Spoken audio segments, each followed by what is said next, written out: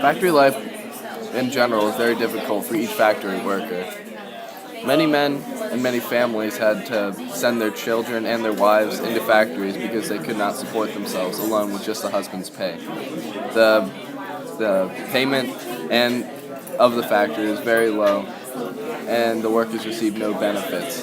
They had very little break time during the day and were exposed to many chemicals and the pollution of the factory. And they often worked in very, very small sections of the factory, and they were often locked inside the factory until they finished their work. The Luddites were a very extreme group of artisans who often rebelled against factories and industries in general. They would destroy machinery and sometimes even kill factory workers. The leaders of the Luddites were prosecuted, and some of them were executed by the British government. The Tickerter poorhouses were set up by the British government, and they were designed to take the very poor of England, the ones in poverty, and put them into a home, give them a place to live, give them shelter, give them a bed and some food.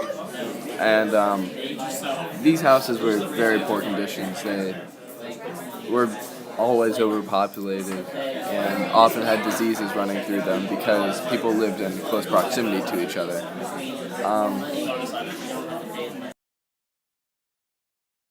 Charles Dickens is one of the most famous authors of all time, and he was writing during the Industrial Revolution in Britain.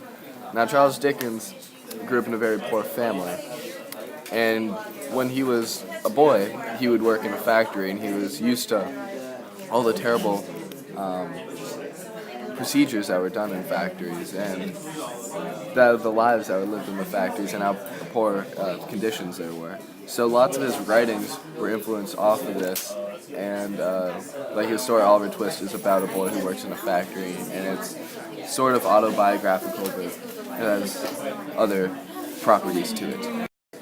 The Industrial Revolution was the start of the modern economy.